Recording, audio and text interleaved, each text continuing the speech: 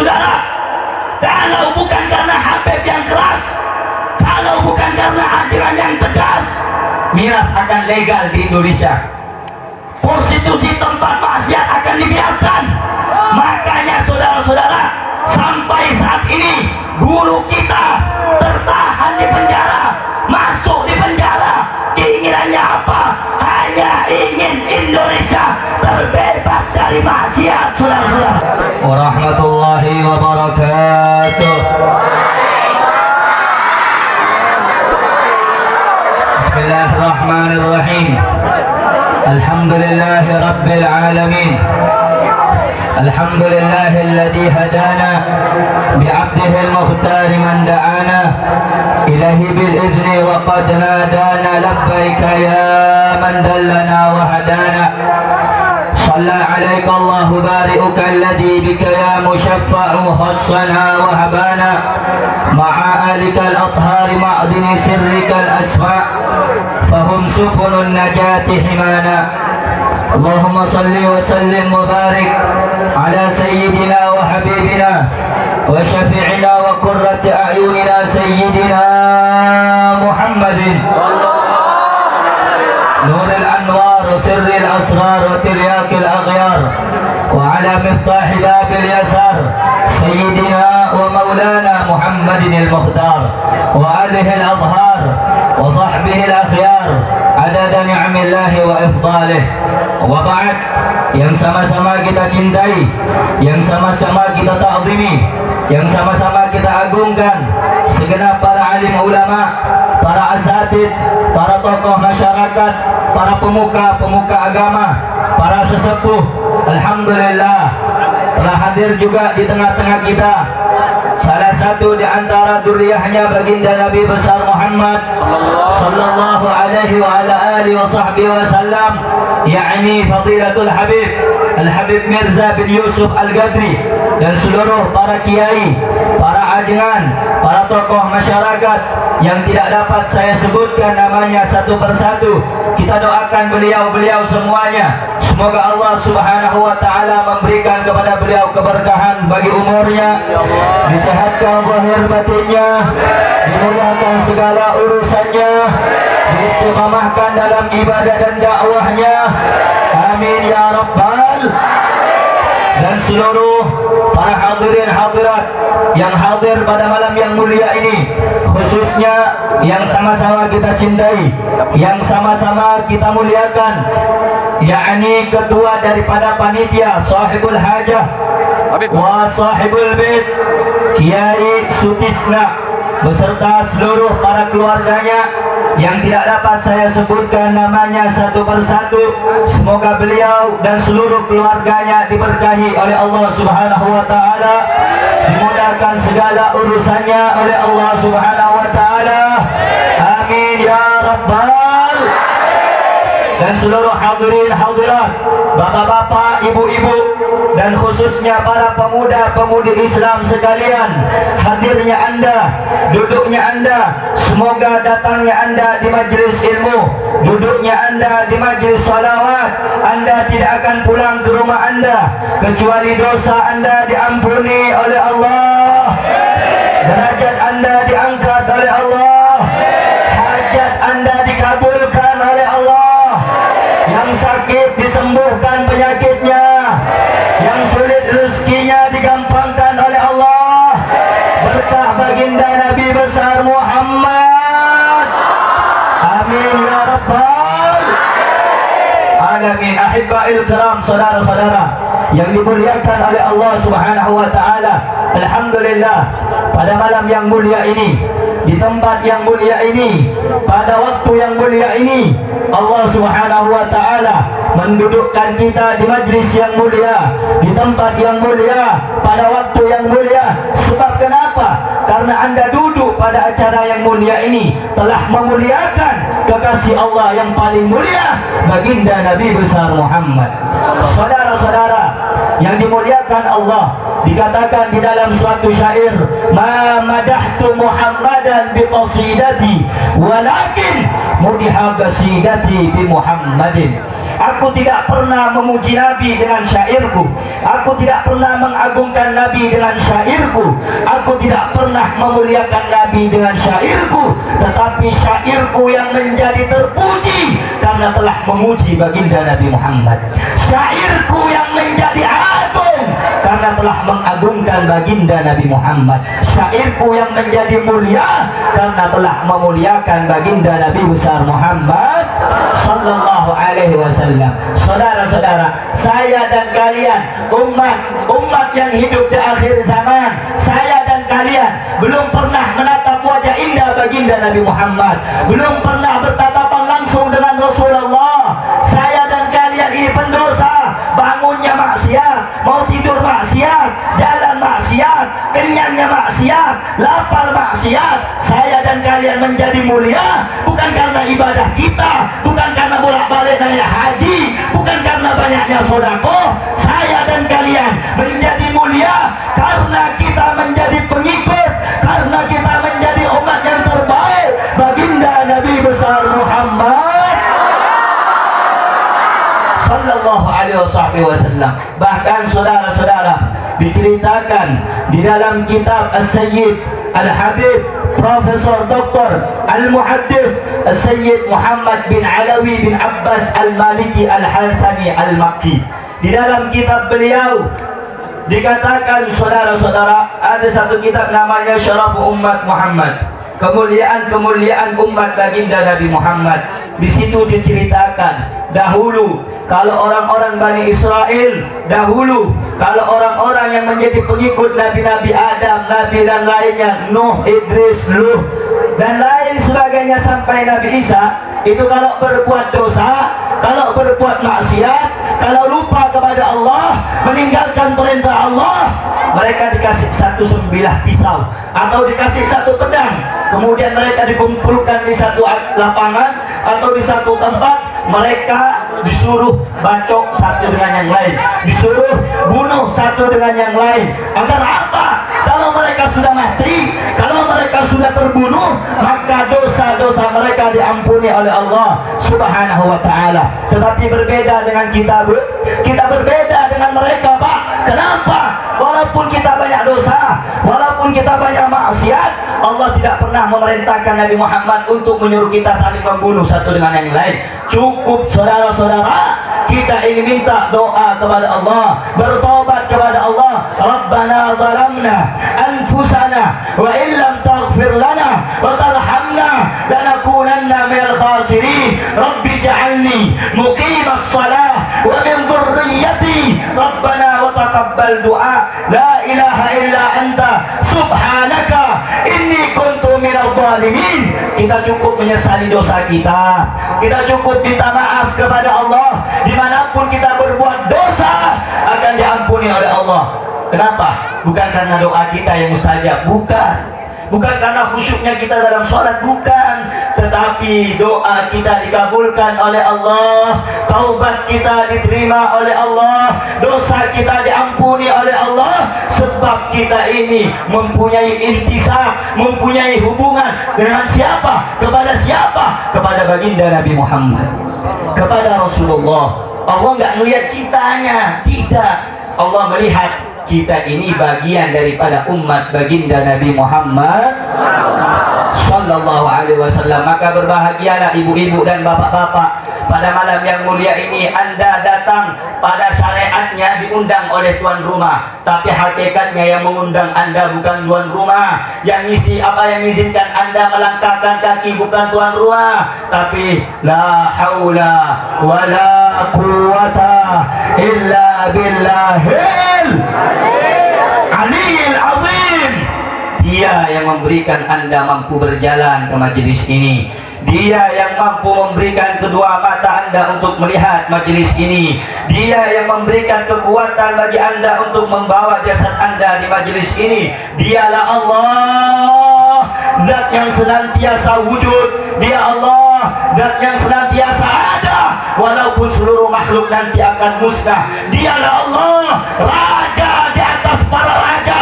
Raja selain Allah adalah Allah. Saudara-saudara, banyak di zaman sekarang orang-orang kalau udah datang sama orang kaya, saudara-saudara. Datang sama orang yang punya duit, digadaikan dia punya agama, saudara-saudara. Dikatakan di dalam hadis, man wada'a lidina, siapa orang yang nunduk merendahkan diri di hadapan penguasa, di hadapan orang yang punya harta, lidinahu, karena kekayaannya, dahaba sulusan dinihi, sepertiga daripada agamanya akan hilang, saudara-saudara.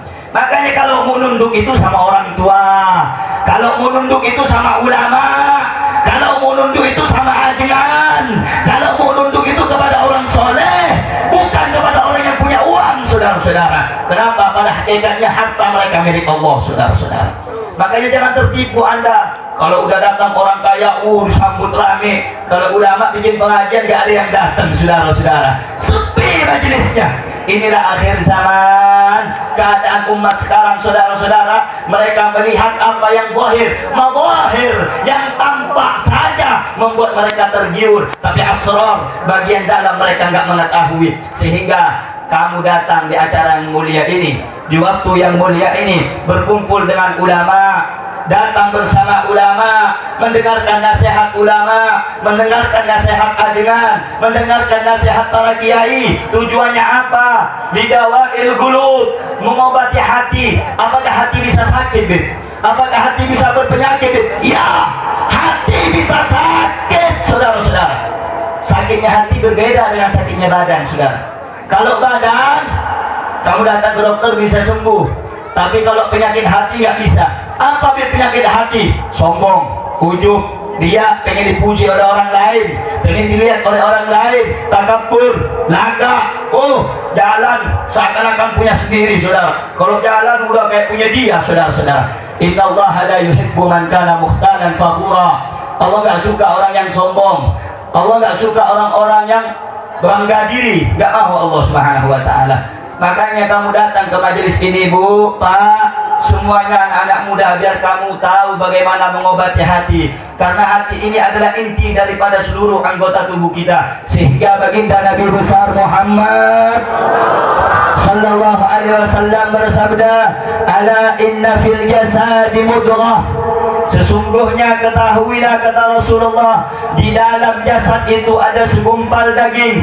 Idza salahat salaha sairul jasadi, kalau daging itu baik, baik seluruh anggota tubuhnya. Wa idza fasadat fasadu sairul jasadi, kalau daging itu rusak, daging itu tidak baik, daging itu berpenyakit, rusak seluruh jasad-jasad kita. Apa itu yang daging segumpal itu? Ala, ketahuilah, kata Nabi Muhammad, wahyal galab, itu hati namanya. Kalau mau lihat ibu, orang ini baik atau tidak, dilihat itu dari hatinya. Bukan cuma casingnya aja, pakaiannya bagus, pakaiannya mewah, pakai anting yang perempuan, pakai kalung. Kalau udah acara 1, 2, 3 nggak cukup. Ini 1, 2, 3 nggak cukup. Pakai kalung, ditunjukin biar yang lain pada lihat.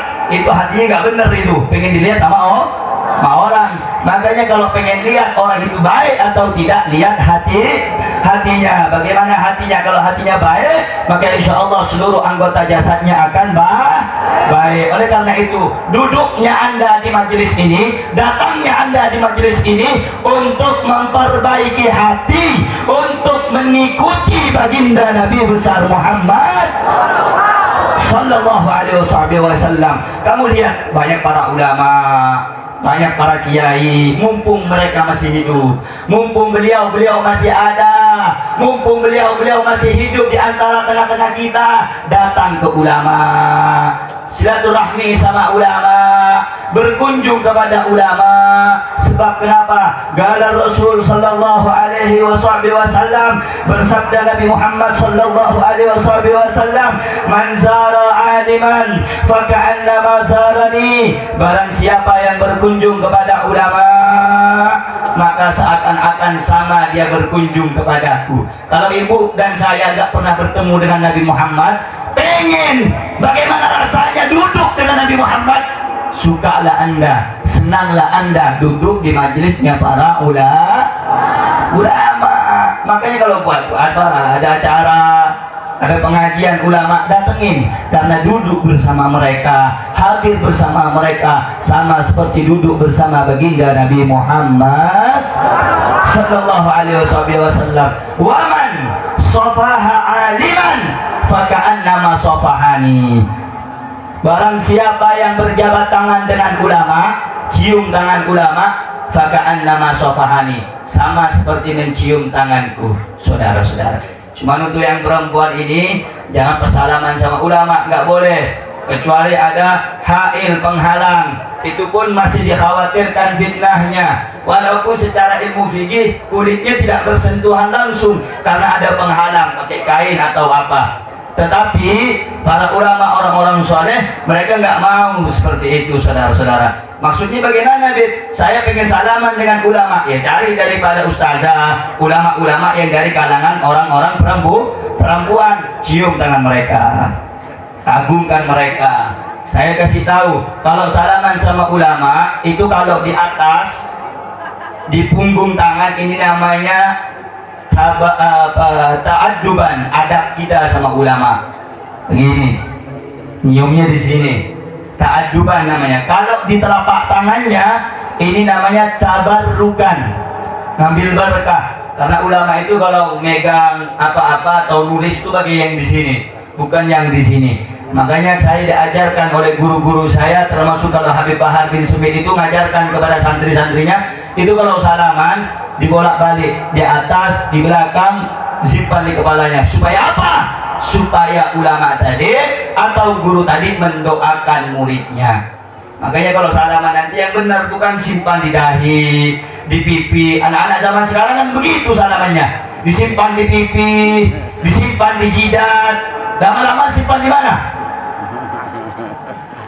Itu adabnya siapa? Akhlaknya siapa? Maka kalau kita ingin mengikuti baginda Nabi Muhammad, ikuti seutuhnya. Bagaimana cara berjalannya Nabi Muhammad, bagaimana cara makannya, cara minumnya, cara tidurnya, bangun tidurnya, bagaimana? Nabi Muhammad tidak terlepas daripada doa yang telah diajarkan oleh Allah Subhanahu wa ta'ala. Maka alhamdulillah, pada malam yang mulia ini Anda datang sampai jam 11:30 dini hari, Anda masih belum pulang, Anda masih belum kembali ke rumah Anda.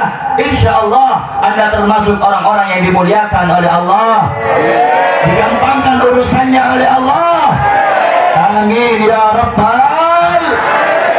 Saudara yang dimuliakan oleh Allah Subhanahu wa ta'ala, dalam hadis Rasulullah sallallahu alaihi wa ala alihi wasallam, beliau bersabda, man shalla alayya min ummati mukhlisan min qalbihi marratan wahidatan sallallahu alaihi asyra salawat wa rafa'a lahu asyra darajat wa maha anhu asra sayyi'at. Dengarkan baik-baik, barang siapa yang bersolawat kepadaku daripada umatku, kata Nabi Muhammad, mukhlisan, ikhlas dari dalam hatinya, ikhlas dari dalam lubuk hatinya, karena cinta sama Nabi, karena rindu kepada Nabi, walaupun solawatnya satu kali, Allahumma salli ala Sayyidina Muhammad wa ala ali Sayyidina Muhammad kama sallaita ala Sayyidina Ibrahim wa ala ali Sayyidina Ibrahim, sampai akhir. Ikhlas hatimu bersolawat kepada Nabi, walaupun satu kali, Allah balas 10 solawat Anda, saudara-saudara. Satu kamu baca solawat, dibalas 10. Wa rafa'alahu asyra darajat, 10 derajat Anda ditingkatkan oleh Allah. Kalau Anda punya derajat di sisi Allah, anggap 10 ditambah 10 sama Allah. Wa maha anhu asyara sayyi'at, 10 dosa Anda diampuni oleh Allah. Makanya jangan capek-capek, jangan bosan-bosan baca sholawat. Baca sholawat, ambil tasbih kalau udah malam, daripada nggak ada buat. Anak-anak zaman sekarang gabut, nggak ada buatnya main HP. Gabutnya zaman sekarang main TikTok. Gabutnya zaman sekarang sosial media. Ambil tasbih, ambil wudhu, baca sholawat atau baca Quran, itu lebih baik, itu lebih baik, itu lebih baik. Makanya kalau Anda ingin diakui umat Nabi Muhammad, perbanyak baca sholawat. Ada satu kisah menarik, saudara-saudara. Orang yang suka baca sholawat itu kedudukannya tinggi di sisi Nabi Muhammad. Di dalam kitab Tanbihul Ghafilin, Syekh Abu Les As-Samarkandi pernah bercerita. Dulu ada seorang imam besar namanya Sufyan Ats-Tsauri. Ini Sufyan Ats-Tsauri ketika tawaf di Ka'bah melihat seorang laki-laki anak muda. Kalau orang biasanya tawaf itu ada bacaan-bacaan khusus yang dibaca ketika tawaf mengelilingi Ka'bah. Ini anak muda, tidaklah dia mengangkat kakinya dan meletakkan kakinya kecuali bersolawat. Apa ini? Ini kenapa ini? Kenapa kamu wahai anak muda membaca solawat? Kamu meninggalkan tasbih, kamu meninggalkan subhanallah walhamdulillah, kamu meninggalkan Allahu Akbar, kamu meninggalkan tahlil, kamu meninggalkan amalan-amalan yang harus dibaca di tawaf. Apa kata anak muda tadi itu? Siapa engkau wahai orang yang asing? Kemudian Sufyan Ats-Tsauri berkata, aku adalah Sufyan Ats-Tsauri. Anak muda itu berkata, wallahi demi Allah, andai kata engkau ini orang yang terasingkan di zamannya, aku tidak akan pernah memberitahukan kenapa aku membaca sholawat kepada Nabi Muhammad ketika saat tawaf.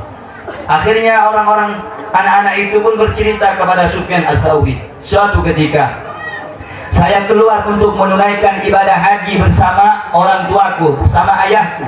Kemudian ketika saya ingin sampai di kota suci Makkah, maka orang tua saya wafat, meninggal dunia. Ketika saya melihat jasad orang tua saya, ketika sudah meninggal dunia, jasadnya hitam, saudara-saudara. Hitam dari ujung rambut sampai ujung kaki, hitam kayak gosong. Nangis ini anak, nggak lama saking nangisnya, ini anak nangis jadi-jadinya kemudian tertidur. Di dalam tidurnya dia melihat seorang laki-laki yang sangat tampan rupawan. Sampai-sampai di dalam kisah anak tersebut, wala ara, dan aku tidaklah pernah melihat ahsana wajhan, paling baiknya, paling bagusnya wajah daripada laki-laki yang aku temui dalam tidurku. Bajunya paling bersih, bajunya paling putih, bajunya paling rapi, tubuhnya paling wangi. Ini orang tadi yang ganteng, wangi, bajunya bersih, tiba-tiba memegang kepala ayahku, wajahnya dipegang sampai ujung kakinya. Seketika itu ayahku berubah menjadi putih kembali, bahkan lebih bercahaya dari sebelumnya.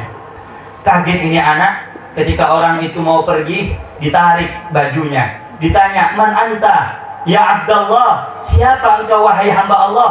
Engkau datang menolong ayah saya, engkau datang membantu ayah saya tadi hitam, ayah saya tadi seakan-akan gosong wajahnya, engkau pegang langsung menjadi putih dan bercahaya. Siapa engkau ini? Kemudian laki-laki itu mengatakan, ana Muhammad bin Abdullah sahibul Quran. Aku adalah Muhammad bin Abdullah, pemilik daripada Al-Quranul Karim, yang diutus oleh Allah untuk mengajarkan Al-Quran kepada umat Islam. Kaget ini anak, kemudian berkata, ya Rasulullah, bukankah ayahku ini adalah orang yang ahli maksiat di masa hidupnya? Memang, kata Nabi Muhammad, bapakmu ini masih hidupnya suka maksiat, amalnya sedikit, amal baik, tetapi dia tidak pernah meninggalkan sholawat di setiap harinya kepadaku, kata Rasulullah. Sehingga di saat mati, saudara, walaupun ahli maksiat, rusak hidupnya, saudara, tapi ketika mati disamperin sama Nabi Muhammad, didatengin oleh Nabi Muhammad, diperhatikan oleh Nabi Muhammad. Bagaimana dengan Anda yang datang pada malam hari ini? Insya Allah malaikat menyaksikan Anda termaksud pecinta Nabi Muhammad. Anda tergolong pecintanya Nabi Muhammad. Anda tergolong pecintanya Nabi Muhammad. Dan semoga kita diwafatkan dalam keadaan husnul khatimah. Husnul khatimah.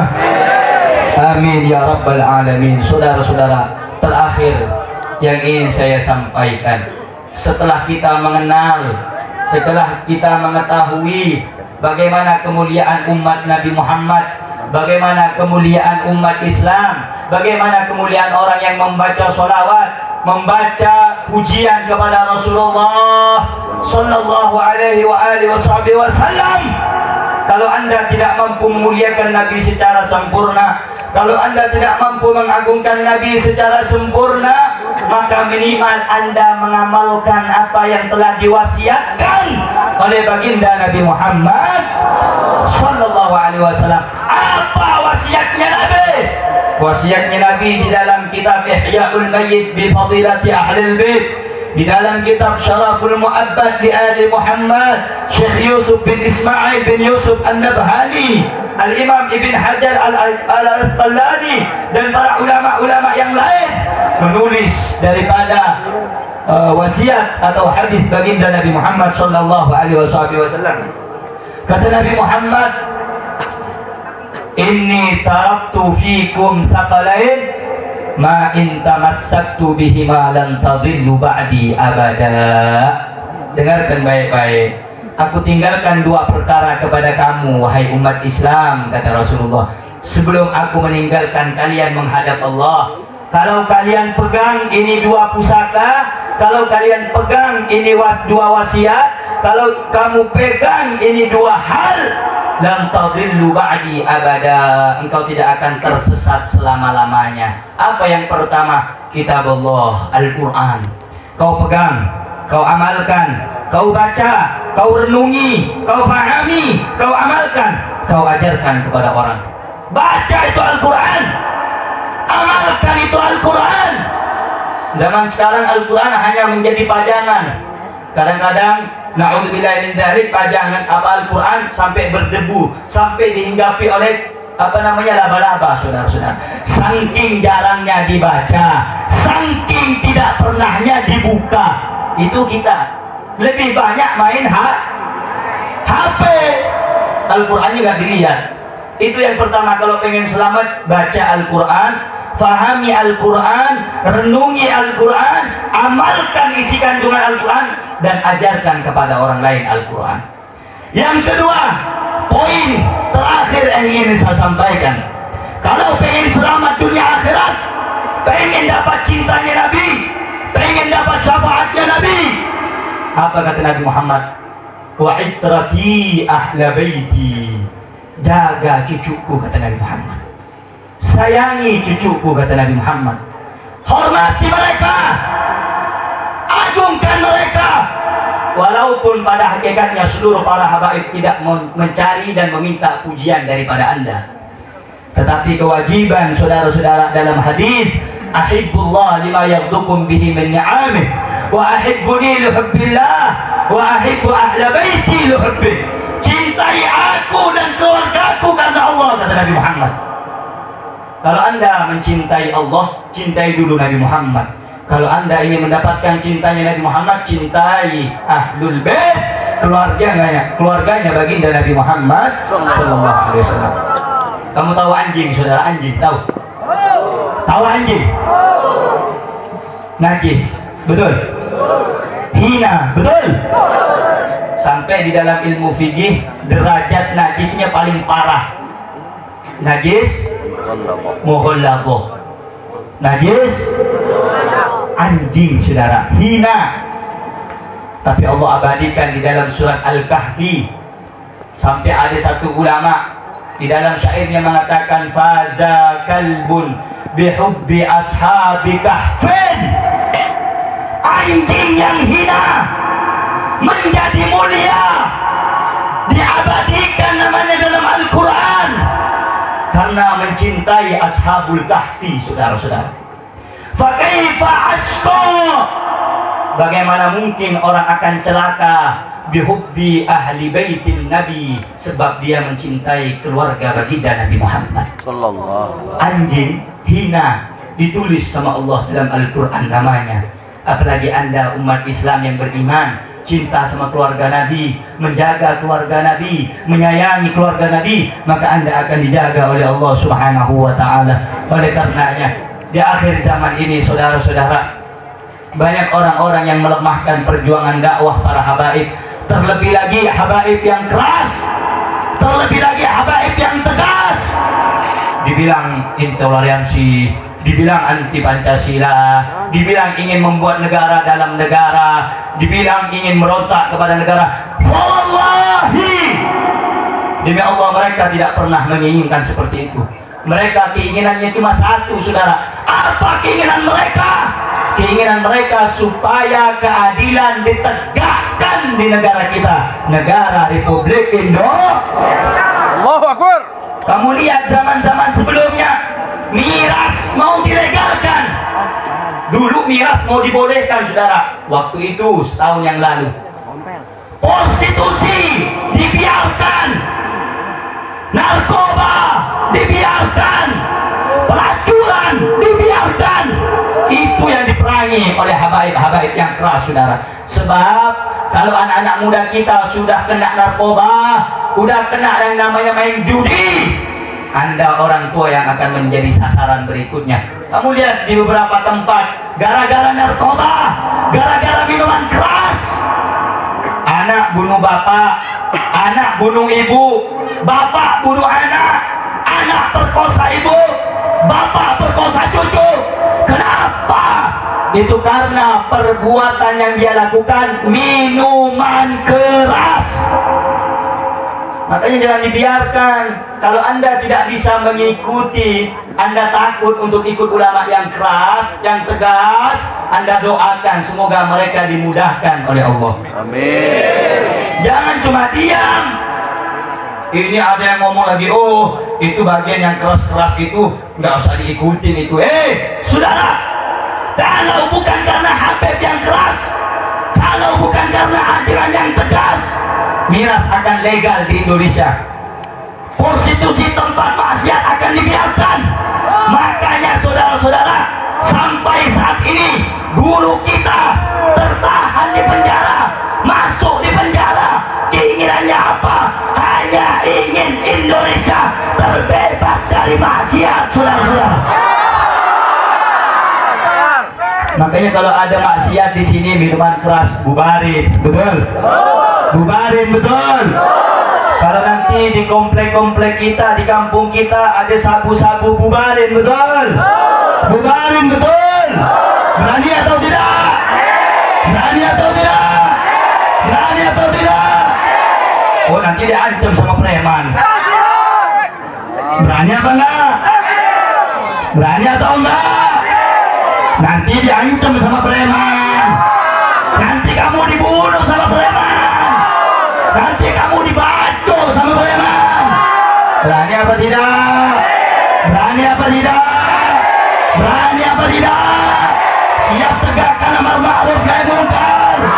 Siap tegakkan amar ma'ruf nahi munkar. Takbir. Takbir. Takbir. Sallu ala Nabi Muhammad. Makanya kamu lihat guru kita jenggotnya udah putih, saudara, masuk dalam penjara. Apa yang didapat oleh beliau? Dapat duit? Tidak, saudara. Allah, saya ketemu sama beliau rasanya pengen nangis saja, saudara. Kamu lihat mereka rela masuk penjara, mereka rela mengorbankan jiwa raganya. Baru 1 bulan bebas, Habib Bahar masuk lagi. Kenapa? Untuk Anda semuanya umat Islam, supaya mereka orang-orang yang musuh kepada agama ini tidak melecehkan Islam di Indonesia. Kalau orang-orang seperti mereka, seperti beliau-beliau tidak ada, habis, saudara. Agama akan dipermainkan, maksiat merajalela. Makanya kamu anak-anak muda, anak-anak muda, kamu belajar yang benar dari sekarang. Belajar bela diri, belajar ilmu kitab, belajar ilmu-ilmu nahu, sorof, belajar fikih, belajar perang. Oh, Habib nanti dilaporkan Habib ini. Habib provokasi, saya tidak provokasi, betul? Belajar bela diri, hukumnya sunnah. Belajar mana? Betul? Belajar berkuda, betul? Belajar main pedang, betul?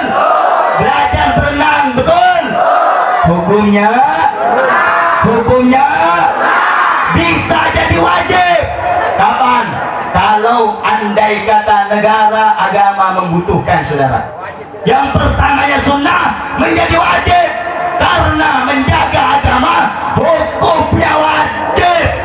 Sehingga dalam kaidah fikih segala sesuatu yang menjadi sebab sesuatu pada hal yang wajib seperti wudu hukumnya sunnah, tetapi pada saat dipakai untuk sholat yang wajib maka wudu menjadi wajib. Seperti itu saudara-saudara.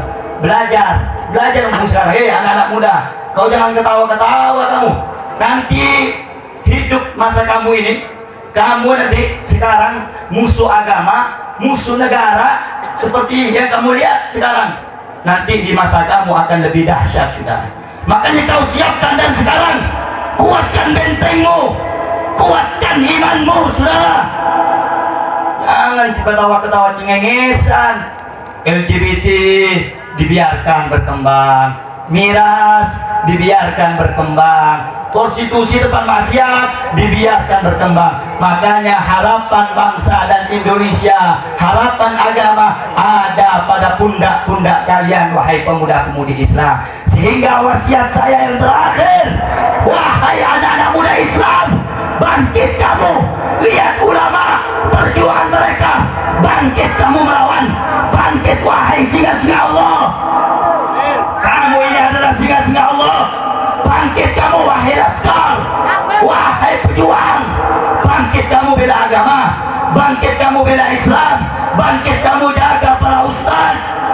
Kamu lihat ustaz-ustaz kita dihina, saudara, dideportasi, mau ceramah sulit.